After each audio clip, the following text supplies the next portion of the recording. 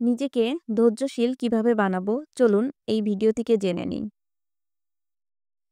আল্লাহ তাআলা কোরআনে বলেন, নিশ্চয় আল্লাহ ধৈর্যশীলদের সঙ্গেই আছেন। সূরা আল বাকারা আয়াত ১৫৩। তাই ধৈর্য হচ্ছে এক মহান গুণ যা মুমিনকে আল্লাহর কাছে প্রিয় করে তোলে।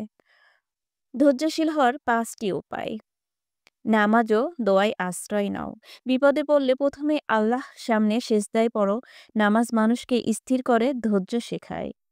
রাগের সময় চুপ থাকো। রাসূল সাল্লাল্লাহু আলাইহি সাল্লাম বলেছেন, রাগের সময় চুপ থাকো। চুপ থাকা মানেই পরাজয় নয়, বরং নিজেকে জয়ী করা।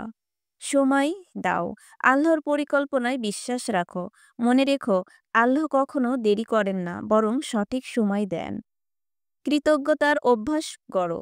জীবনে ছোট ছোট সুখে আলহামদুলিল্লাহ বলো, এতে হৃদয় শান্ত হবে। নৈতিকবাচক কথা থেকে দূরে থাকো। অভিযোগ কমাও, ইতিবাচক চিন্তা করো, কারণ ধৈর্য আসে ইতিবাচক মানসিকতা থেকে। শেষ কথা, যে ব্যক্তি ধৈর্য ধরে আল্লাহ তার বিপদকে রহমতে পরিণত করে। ধৈর্য আল্লাহ ভালোবাসার পাওয়ার একটি চাবিকাঠি।